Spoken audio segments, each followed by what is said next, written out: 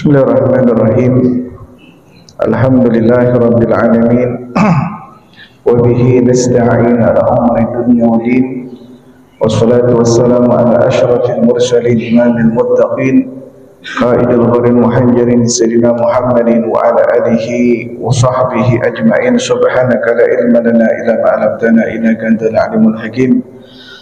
Rabbi shrah li sadri wa yassir li amri wahlul 'uqdatam min lisani yafqahu qawli wa sadid qawli wahdi qalbi bi haqqi Muhammadin sallallahu alaihi wasallam. Allahumma anfa'na bima 'allamtana wa 'allimna ma yanfa'una. Allahumma zidna ilman warzuqna fahman. Allahumma nawwir qulubana bil ilmi wal 'amal wa zayyinna bil ikhlasi wa sidqi wal khauf wa raja ila Allah. Allahumma lakal hamdu wa ilaikal mushtaqa wa anta musta'an wa la hawla wa la quwwata illa billahil 'aliyyil 'azim. Allahumma aqsimna min syarril fitan wa 'afina min jamil mihan wa aslih minna ma dhahara minha wa ma batana. Allahumma nakki wa saffi qulubana min al-hikdi wal hasad wal baghdha wal ujub wa jami' amradil qulub bi rahmatika ya arhamar rahimin. Alhamdulillah, segala puja serta syukur kehadirat Allah Subhanahu wa taala yang telah banyak memberikan kepada kita segala kenikmatan-Nya, segala anugerah dan karunia-Nya, baik berupa nikmat Islam, nikmat iman, nikmat sehat badan dan nikmat umur panjang. Begitu juga nikmat yang diberikan oleh Allah Subhanahu wa taala pada kesempatan malam hari ini. Alhamdulillah, kita berkumpul kembali di masjid ini, di majlis ini yang insyaallah kita selalu diberikan keberkahan dan rahmat dari Allah Subhanahu wa taala. Kita lanjutkan biasa masih di dalam persyaratan wajib mendirikan salat jamaah dan Jumat, ya, dan persyaratan sahnya Jumat, dan di dalam rukun dua khutbah dan syarat-syarat di dalam dua khutbah. Kemarin telah dijelaskan makna daripada arti salat jamaah, ya, bahwa salat jamaah itu hukumnya fardu kifayah, ya, hukumnya fardu kifayah di dalam rakaat yang pertama. Kemudian dilanjutkan dengan far'un lil imami sifatu mustahabah wa sifatu masyrutah. Untuk imam ada sifat-sifat yang dianjurkan dan ada sifat-sifat yang disyaratkan untuk menjadi imam, ya, artinya imam sholat berjamaah. Fal mustahabba sittatun, untuk imam yang dianjurkan ada 6 perkara. Wahya al-fiqhu, yang pertama orang yang faham di dalam agama, ya, orang yang memahami agama, maka dia layak untuk dijadikan imam, ya, imam sholat, layak untuk dijadikan imam. Jadi orang yang fikih, yang faqih dulu, ya, yang faqih itu orang yang paham ilmu sholat, rukun sholat, persyaratan sholat, yang membatalkan sholat, wudu juga begitu. Dia udah belajar tentang ilmu fikih, pokoknya dia paham, ya, dia memahami ilmu agama, ya. Lebih pentingnya lagi ilmu di dalam ibadah. Nah, dia lebih afdal untuk dijadikan imam.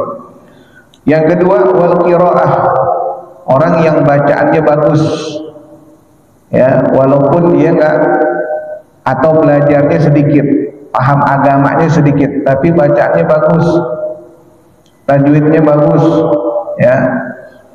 Nah, yang kedua itu orang yang pandai di dalam bacaan sholat. Wal wara', yang layak dijadikan imam yang ketiga adalah orang yang punya sifat wara'. Apa itu wara'?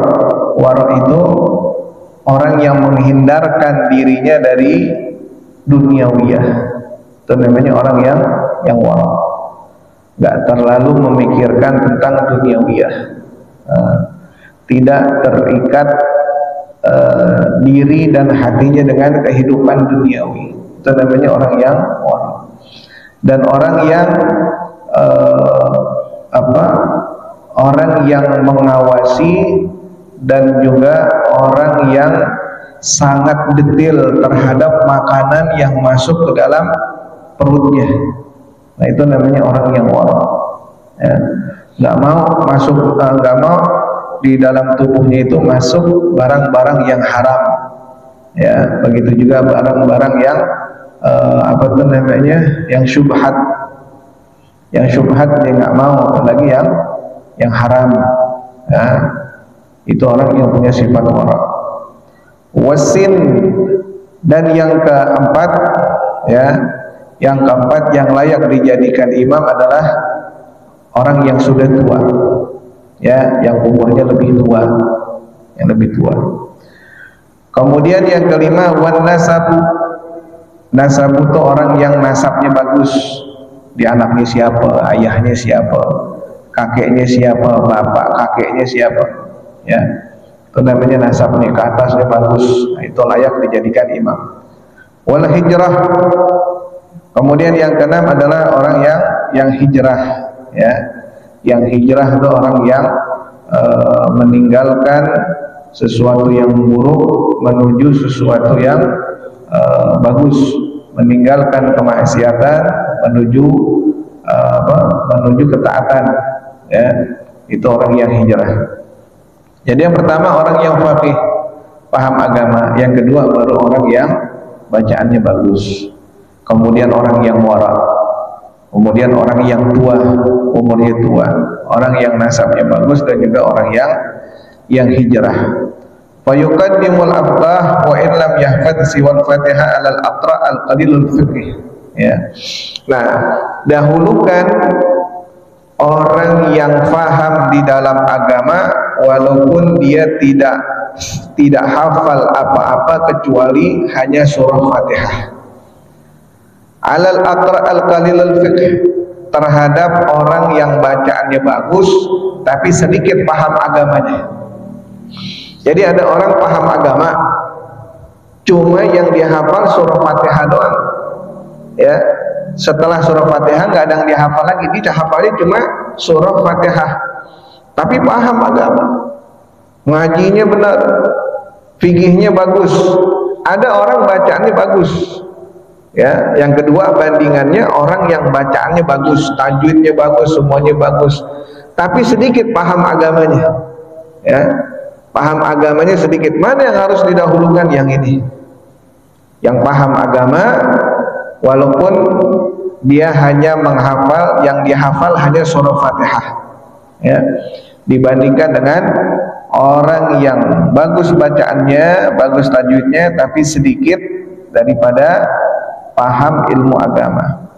Wal murad bil aqra man yahfazul Quran, dan yang dimaksud dengan aqra, orang yang paham orang yang bagus bacaannya adalah orang yang hafal Al-Quran, ya. Yang kedua orang yang hafal Al-Quran yang layak dijadikan imam. Jadi bukan diacak-acak, dia hafal Quran nih, bagus nih, udah dia aja layak jadi imam. Enggak, masih ada di atasnya dia. Siapa?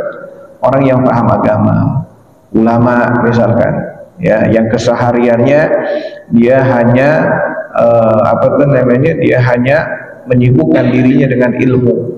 Nah, itu yang lebih berhak jadi imam, karena dia tahu mana batasan-batasan sholat yang tidak diperbolehkan, mana yang diperbolehkan. Dia lebih detail dibandingkan orang yang hanya kesibukannya menghafal Al-Quran. Dia hafal Al-Quran tapi kagak ngaji, ya. Al-Quran hafal, ditanya hafal Al-Quran, hafal 30 juz hafal, paham artinya? Enggak paham, enggak paham, cuma hafal aja, tajwidnya bagus, mau suaranya, mau qiraah apa dia bisa, cuma sedikit paham agamanya. Nah, dahulukan orang yang faqih, ya, yang yang paham dalam agama, walaupun walaupun nggak hafal Al-Quran, yang dihafal cuma surah Fatihah doang, ya. Ya Allah kasih, ya. Maksudnya bukan hanya surah Fatihah doang, paling surah-surah yang pendek dia paham. Al-Ikhlas, Al-Mu'awwidzatain, Al-Falaq, An-Nas, masih dia hafal tuh. Maksudnya nggak hafal keseluruhan Al-Quran, ya, maka dahulukan orang yang faqih, ya. Wal murad bil aqra, yang dimaksud dengan orang yang aqra, ya, adalah orang yang hafal Al-Qur'an. Wasahahu Subki anal murad bihil asah al-qiraah ya al-ajwad ta'diyah afada dzalika ar-Ramli. Wal masyrut al-khamsah ahaduha wa thaniha. Apa itu namanya, seperti ada yang menyatakan orang yang waro ini seperti kisahnya Al-Imam Ahmad bin Hanbal.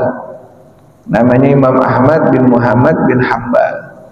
Imam Ahmad bin Muhammad bin Hanbal ini orang yang waro. Dari mana dia mewariskan sifat kewaroannya? Dari ayahnya, ya. Dari ayahnya dia mewariskan sifat kewaroannya. Sampai-sampai dikisahkan sebelum Imam Ahmad lahir, ya, dia punya ayah itu orang yang sangat menjaga dirinya dari makanan-makanan yang haram, dijaga dirinya. Dia hanya makan yang halal walaupun yang dia dapatkan cuma sedikit. Itu ayahnya. Sampai satu ketika ayahnya ini melewati pinggiran sungai. Dia lewati pinggiran sungai. Di sungai itu ada apel yang ngambang di air sungai. Apel yang ngambang. Tanpa dia sadari, dia ambil tuh apel. Dia ambil itu apel, kemudian digigit sama dia. Kemakan satu gigitan. Satu gigitan kemakan, dia baru ingat. Ya, dia baru ingat, ini apel punya siapa? Ini yang punya apel ini halal nggak nih? Kalau apelnya saya makan. Dicari, dia mulai cari. Jangan sampai gara-gara satu gigitan ini masuk ke perut saya, nanti saya dituntut di akhirat.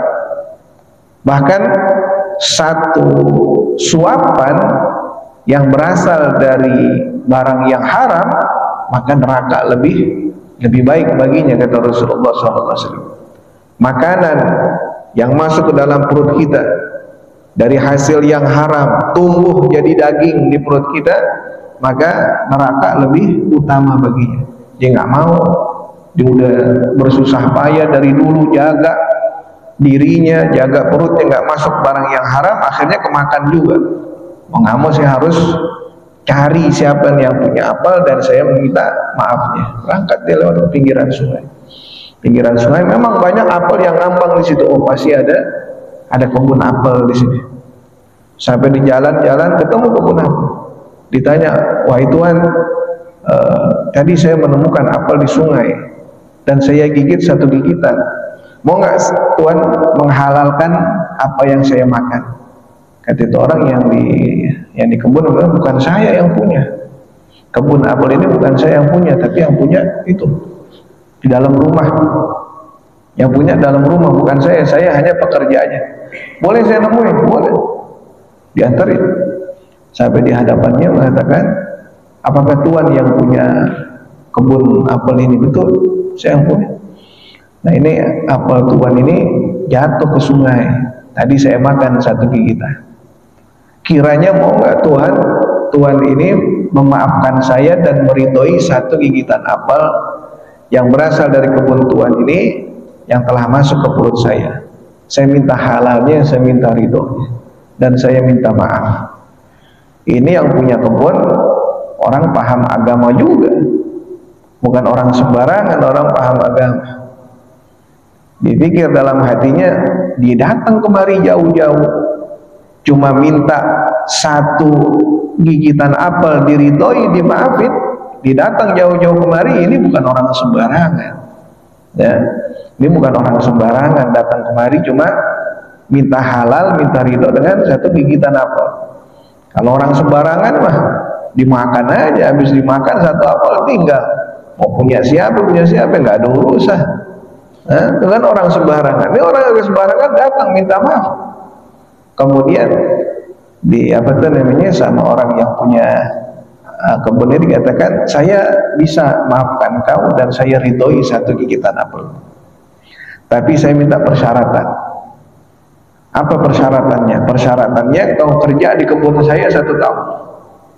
Kau kerja di kebun saya 1 tahun, ya, nanti akan saya maafkan dan saya ridhoi apa yang kau makan.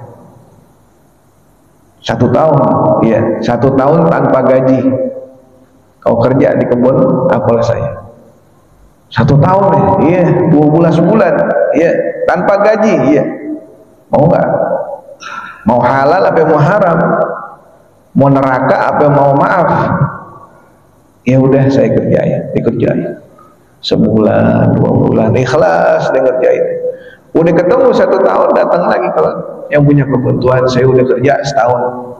Ya. Nah, dulu gigitan apel yang saya makan itu punya Tuhan, mau nggak Tuhan maafkan saya, ridhoi saya. Dilihat kerjaannya bagus. Ya, bukan kerja yang sembarangan, betul-betul kerja dia. Ya, betul-betul ridho, betul-betul ikhlas, betul-betul ya mau mencari maaf apa yang dimakan 1 gigitan apel dahulu. Benar-benar kerjaannya nggak sembarangan, nggak banyak tidur, nggak apa. Akhirnya dites lagi sama yang punya kebun. Kau mau maaf saya? Kalau kau mau maaf saya, mau ridhoi saya, kerja lagi 1 tahun. Oh, Tuhan yang benar aja, masa 2 tahun saya kerja? Mau nggak?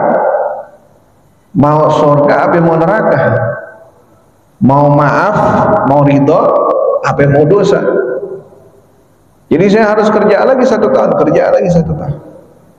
Ya udah saya kerja lagi demi saya menghalalkan apa yang telah masuk ke dalam perut saya. Kalau enggak sih udah saya muntahin biar jadi halal. Nah, ya, kerja lagi setahun. Udah kerja 2 tahun, balik lagi, Tuhan, saya udah kerja 2 tahun. Nggak digaji nih. Ya, nggak digaji dan saya betul-betul kerja, dan sekarang saya mohon Tuhan maafin saya. Dia bilang, ya udah, saya maafin. Ya, tapi ada 1 syarat lagi. Apa? Jangan sampai saya kerja di sini 3 tahun kagak gaji. Nggak, ada 1 syarat lagi. Apa syaratnya? Syaratnya kau nikahi putri saya. Kau nikahi putri saya. Siapa yang nggak mau nikahin putrinya? Ya, punya kebun apel. Siapa yang nggak mau? Akhirnya kata yang punya kebun katakan, tapi putri saya nggak melihat, putri saya nggak ngedengar, putri saya nggak bicara, ya, tangan dan kakinya buntung. Wah, gimana urusannya nih? Nikah sama siapa nih begini nih? Bentuknya kayak apa? Mau nggak katanya? Kalau mau, saya kawinin, kau dapat maaf saya. Kalau nggak mau, saya nggak bakal ridho dengan apa yang kau makan dahulu 2 tahun lalu, 1 gigitan apel saya. Akhirnya ya udah dah, ya udah saya mau nikah. Langsung ada walinya itu perempuan, langsung yang punya kebun walinya perempuan, ada saksinya, kelar, walimah, masuk kamar. Ketika dia masuk ke dalam kamarnya, yang dilihat tuh perempuan yang sempurna. Diucapin salam, assalamualaikum, waalaikumsalam. Kok bisa ngomong? Ya, bisa ngelihat. Katanya nggak bisa ngomong, katanya nggak bisa ngelihat. Ya, katanya nggak bisa dengar. Kalau orang ngomong kan pasti dengar dia. Ya, akhirnya dibalik lagi, Tuhan ini benar putri Tuhan, benar putri saya. Kenapa? Katanya nggak bisa bicara, nggak bisa bicara, nggak bisa dengar, nggak bisa ngelihat. Betul. Kata yang punya kebun, betul. Putri saya nggak bisa bicara dari kecil. Saya didik dia untuk tidak bicara yang haram.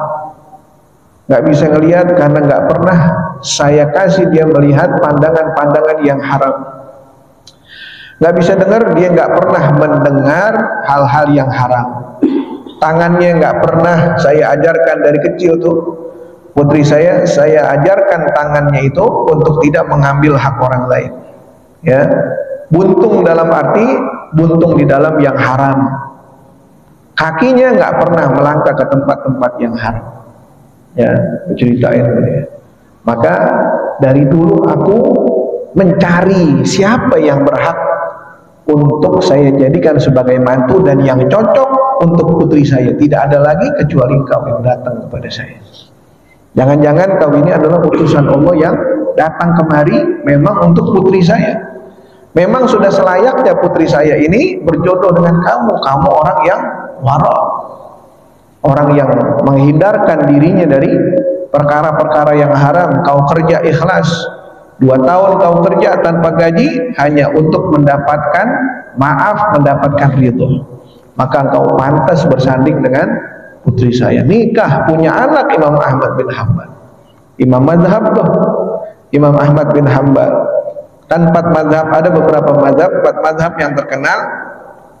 Imam Hanafi, Imam Maliki, Imam Syafi'i, Imam Ahmad bin Hanbal.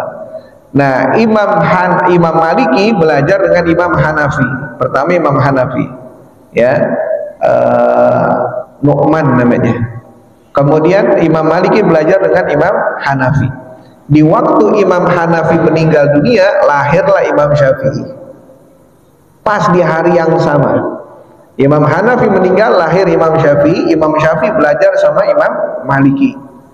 Kemudian Imam Ahmad bin Hanbal belajar dengan Imam Syafi'i. Jadi keempat mazhab ini semuanya guru dengan murid semua. Belajar dengan itu, belajar dengan. Jadi semuanya ahlu sunnah wal jamaah, nggak ada yang bukan ahlu sunnah wal jamaah. Kalau ada menyatakan Imam Ahmad bin Hanbal, dia pendapat Imam Ahmad bin Hanbal begini, penyeberang dari ahlu sunnah wal jamaah, mereka hanya memakai perkataan-perkataan Imam Ahmad bin Hanbal aja dalam kedustaan. Nggak ada. Semuanya pasti jalurnya sama semua, karena guru dengan murid, guru dengan murid, guru dengan murid. Pasti tak satu jalan, hanya beda di dalam furu'iyah aja, di dalam apa namanya cabang-cabang agama, ya. Nah, lahirlah Imam Ahmad bin Hanbal. Lahir tuh Imam Ahmad bin Hanbal, belajar dengan Imam Syafi'i. Ceritanya banyak ketemu Imam Ahmad bin Hanbal. Satu ketika Imam Syafi'i bermimpi. Di dalam mimpinya dia melihat Rasulullah dalam mimpinya.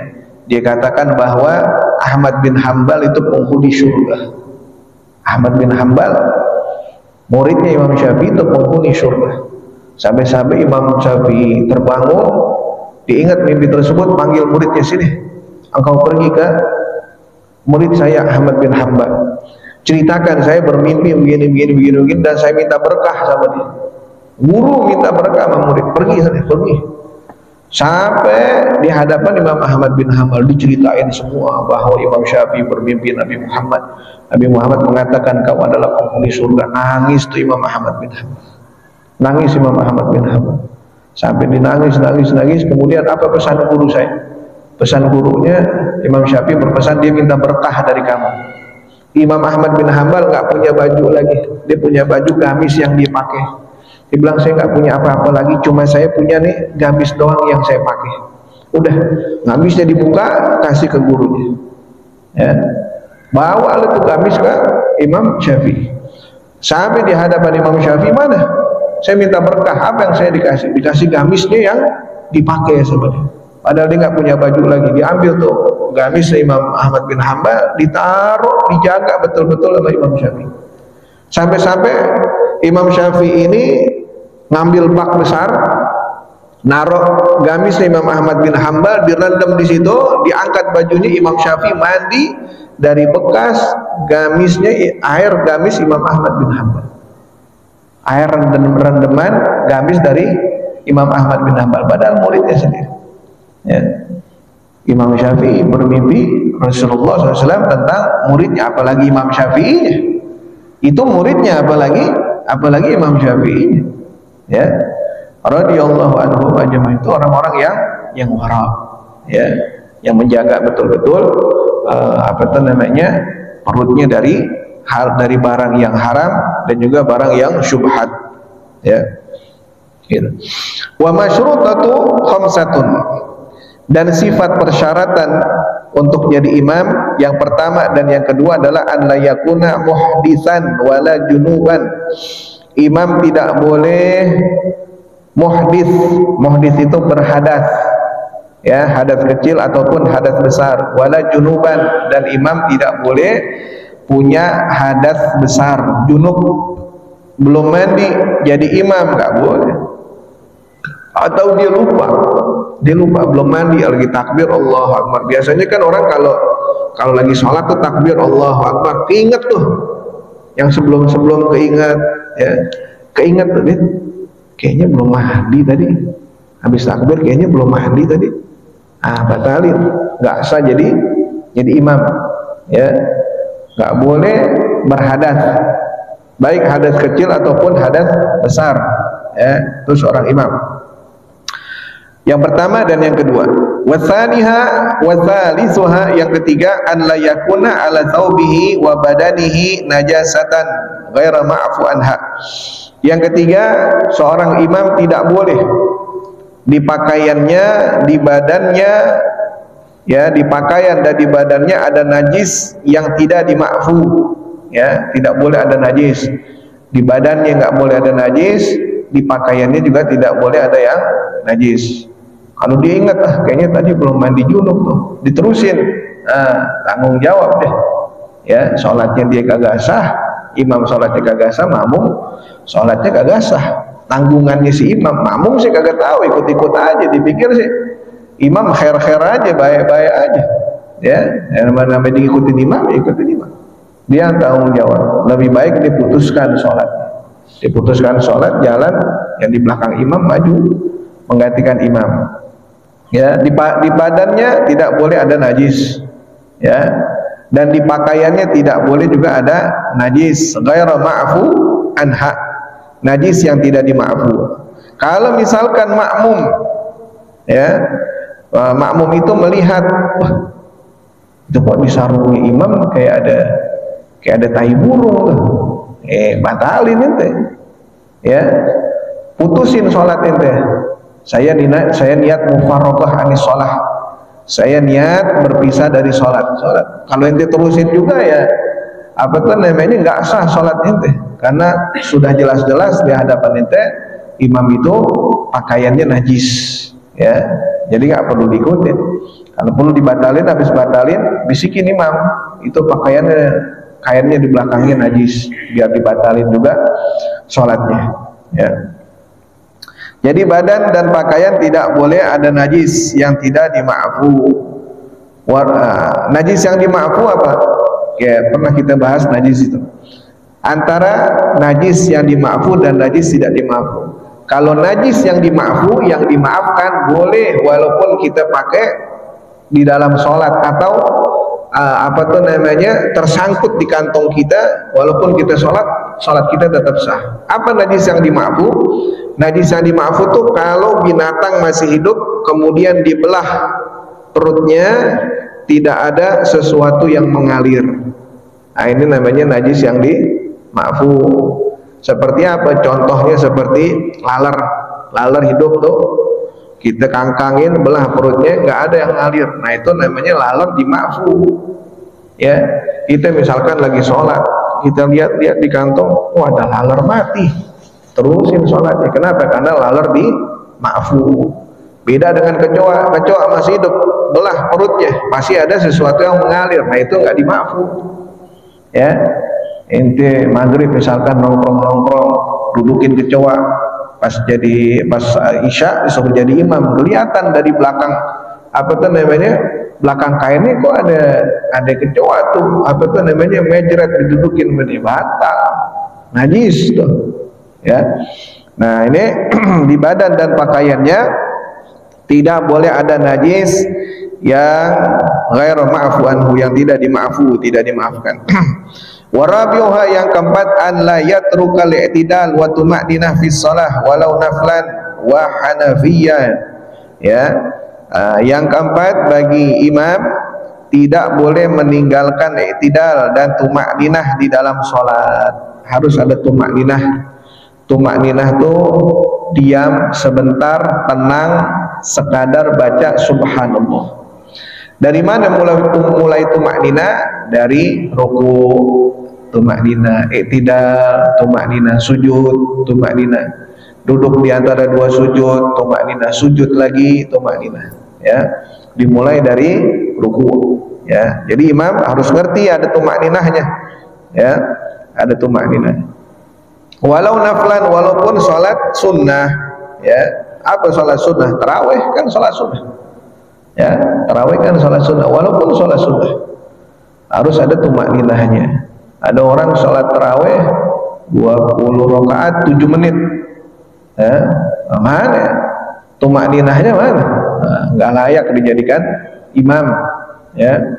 Tidak layak dijadikan imam. Mendingan kagak usah sholat. Kalau 20 rakaat 7 menit, mendingan nggak usah sholat. Atau sholat masing-masing, ya. Cari imam yang betul-betul. Wa khamisuha, yang kelima, an la yatruka qira'al Fatihah ma imkaniha aw yaqra'a bi ghairiha kal Hanafi, ya. Walau imaman a'zam fala yasih iktida asy-Syafi'i bihi, ya. Nah, yang kelima, seorang imam itu tidak boleh meninggalkan membaca surah Fatihah ma'a imkaniha, ya, ketika memungkinkan membaca surah Fatihah. Au yaqra' bi ghairiha kal Hanafi. Imam Hanafi mengatakan kalau nggak baca Fatihah, baca yang lain, ya. Walau imaman a'zam fala yasih tidak asy-Syafi'i bihi. Dan tidak disahkan mengikuti orang yang bermadzhab Imam Syafi'i, tidak sah mengikuti sholat bagi orang yang tidak membaca surah Fatihah, ya, nggak sah. Karena di dalam madhab Syafi'i, baca surah Fatihah itu merupakan rukun sholat yang harus dikerjakan, ya, yang harus dikerjakan. Walaupun sholatnya sholat sunnah, tetap harus membaca surah Fatihah, ya, karena itu rukun daripada sholat.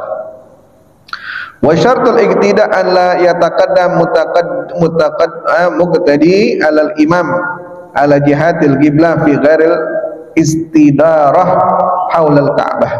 Nah, persyaratan mengikuti imam, tadi persyaratannya imam, sekarang ngikutin imam. Ada persyaratannya, ada. Apa persyaratannya? Persyaratannya orang yang mengikuti imam atau yang di belakang imam tidak boleh mendahulukan imam fi jihatil qiblah, di arah kiblat. Jadi makmum di belakang, imam di depan. Ini makmumnya di depan imam, kagak sah, ya. Yang ngikutin imam tidak boleh mendahulukan imam fi ghairil istidarah haulal Ka'bah, kecuali di Ka'bah. Jadi Ka'bah tuh, ya, di Ka'bah imamnya biasanya di belakang. Ini kok ada makmum depan imam, nggak apa-apa.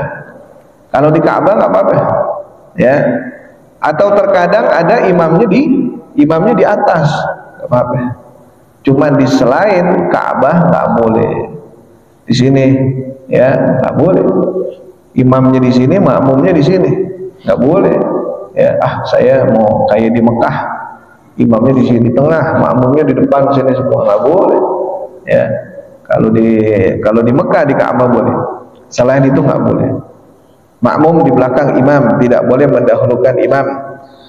Fa in taqaddamal ma'mum ibtida'a lam tan'aqid salatuhu. Kalau makmum mendahulukan imam, maka salatnya tidak sah. Au fi khilaliha batalat fil jadid, ya, atau fi khilaliha sama. Makmum sama imam sejajar. Makmum sama imam sejajar. Menurut ulama madhab Syafi'i yang jadid, ada kaul jadid, ada kaul qadim. Kaul jadid ini kaul baru, nggak sah, ya. Kalau kaul kalau kaul qadim sah, antara imam dengan makmum sejajar. Tapi kaul jadid tidak sah. Li'anna afhash minal mukhalafah fil af'al wal i'tibar fit taqdimil lil qa'im bil aqibi al mu'tamad bil ardi wa in taqaddamat asabi. Sekarang yang dilihat mendahulukan imam atau tidak mendahulukan imam, dilihatnya di mana? Lihatnya di tumit. Yang jadi patokan itu tumit, ya. Tumitnya imam sama tumitnya makmum. Jadi yang dilihat tumitnya, bukan ujung jari, bukan yang jadi patokan ujung jari. Ini ujung jari, ini kakinya imam, ini kakinya makmum, di ujung jarinya bukan. Yang jadi patokan itu tumit. Karena jari itu kadang ada orang yang kakinya gede, jarinya juga panjang, walaupun kakinya gede, jarinya melebihi jarinya imam kakinya kecil, makmum kakinya gede. Nah, ini ngedahulin imam nih, lihat dulu. Yang dilihat tumitnya lebih depan imam atau lebih depan makmum? Oh, lebih depan imam, ya sah sholatnya. Yang dilihat tumit, bukan jari, ya. Yang dilihat tumit. Yang jadi apa tuh patokan itu tumit, bukan jari. Nah, kayak misalkan luruskan soft. Ini kan udah ada garis nih. Imam bilang istausu, luruskan soft. Nah, ini yang jadi meluruskan imam nih patokannya jari apa tumit? Tetap tumit.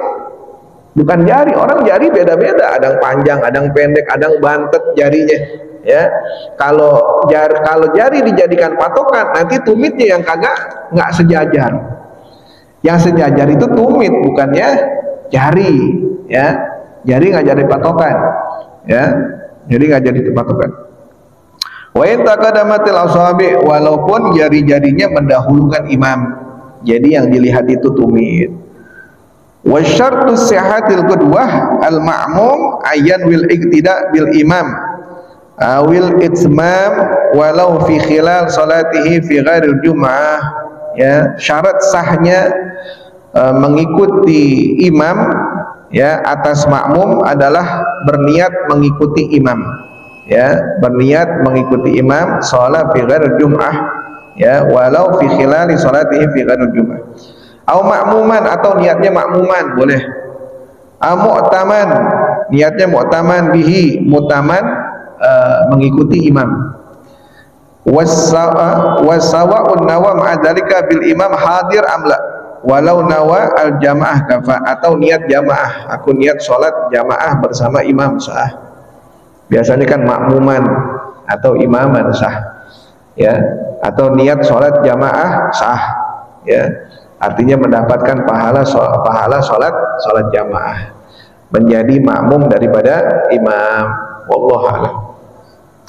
Al-Fatihah bil qabul tamami kulli salama mursalah insyaallah zahiran wa batinan fid dini wa duna wal akhirah dafiyatan li kulli syarr jalibatan li kulli khair lana wa liwalidina wa auladina ma syekhina fid din fil afiyah karimna bi kamil futuh wal mulk wa rusuh wa jasad wal qalbi wa akhirna bi kamil ilm wal amal khasyah wal mutaba'ati li rasulillahil a'zam wal istiqlal nas wa khtim lana wa lakum husna fi khairir radfin wa afiyah jamila shamila li khairat dunya والآخر دار الحبيب عبد الله بن مسلم بن طاهر الإمام الشيخ عمر النووي البنتني الفاتحة. أعوذ بالله من الشيطان الرجيم. بسم الله الرحمن الرحيم. الحمد لله رب العالمين الرحمن الرحيم الذين أنعمت عليهم